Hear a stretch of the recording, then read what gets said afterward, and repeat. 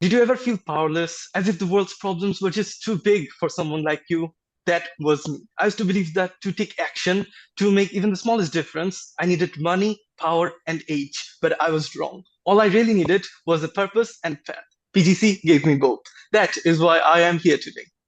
Hey everyone, I'm Anas Mohammed, a high schooler from Bangladesh, currently studying in Madhupur Shruti High Secondary School. I'm someone who has always wanted to create change, yet was held back by his own doubts. The belief that his voice and actions didn't matter. But something shifted. PGC came into my life, and I started a journey of change. The 30 days of challenges didn't just teach me, they transformed me. They pushed me to think further, to look deeper, to dream bigger.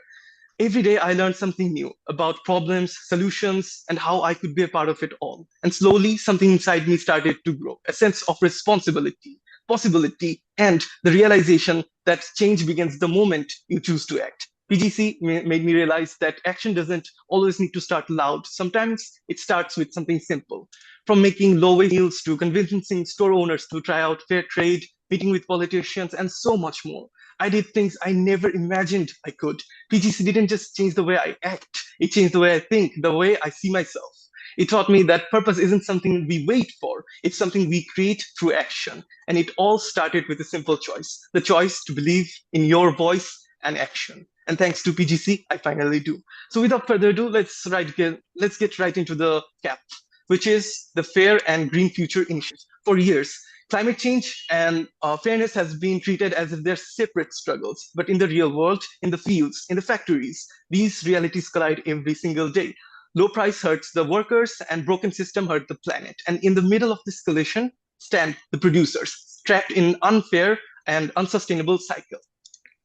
Our initiative was born to break that cycle. Now let's get deeper into the problems that inspired me to create this project.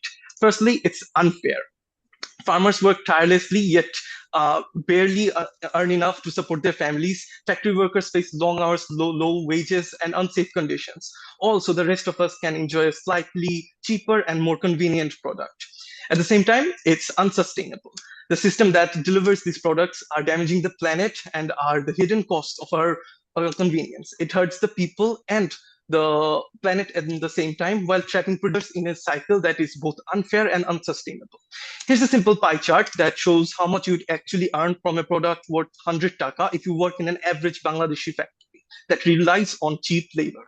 About 98% goes right into production cost and company profit. The rest are for the producers, which is only 2%. Yet it's still considered generous in some workplaces in Bangladesh. But the reality gets even worse. From 2 taka, about 96% is needed to just cover your basic needs for your family. That leaves you with only 4% for saving, which is basically nothing. This is the harsh reality of millions of people in Bangladesh. For them, it's about survival. For them, it's about dignity. So, what are our goals? My first goal is to spark a movement where fairness becomes a shared responsibility. I want people across the country to realize that their choices matter. The Behind every purchase, there is a person, a family, a dream. My second goal comes from urgency, the urgency of our planet running out of time. Every day, products pass through long polluting supply chains that leave behind very bad effects for the environment and people. My goal is to push this system to change. The outcomes will also be very measurable. We can measure it by looking at how many businesses join us, how many producers we can reach, how many policies we can influence, and there are other factors. But I will not be going that deep into it. Now, here comes the real question. Why focus on fairness and sustainable system? Why not do something more flashy? For that, I would say, what's the point of building a system what's the point of building something new if the system is still broken underneath? It's time for a systematic change in our community. This project isn't just about creating something shiny. It's about repairing the connection between people and the planet and the fairness that holds them together. Not forgetting to mention the 7 SDGs you see on the screen will be directly supported by this project, and there are others which will be affected indirectly. Now, let me take you through the 5-month plan of Fair and Green Future initiatives.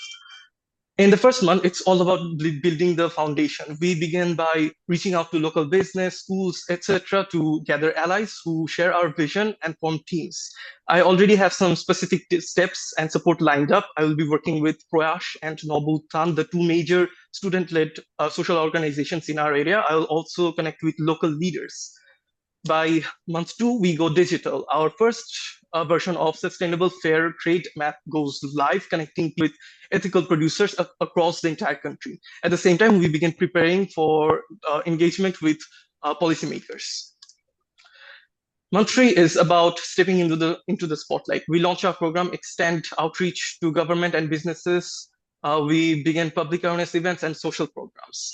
In month four, we focus on accountability. We publish the ethical source benchmark, highlighting businesses that uphold fair wages and ethical practices. We run public campaigns, encourage people to reduce demand for environmentally harmful products. And of course, month five is for reflection and growth. We review the map, gather public feedback to understand what's working and what needs improvement. We seek guidance from the community leaders, adjust our strategies to influence more people. And finally, we compile everything into a 5-month report celebrating the results, learning from challenges, and preparing for the next steps of change. Now, let's talk about the major impacts. The project will ensure producers get fair pay and recognition, helping producers build stronger lives and communities. It will also give them opportunity for a better life. It will encourage business and schools to adopt climate-friendly practices, creating a new, cleaner, and a better supply chain that will show that the growth and environmental care can go hand in hand. Also, beyond individual actions, it will raise awareness nationwide, proving fairness and sustainability can coexist. It will motivate small actions that will eventually add up to real change. Now, as I wrap up, I want to leave you with this thought. Change begins with belief. Belief in your voice, in your action, and the possibility of a better world. The Fair and Green Future Initiative is more than just a project.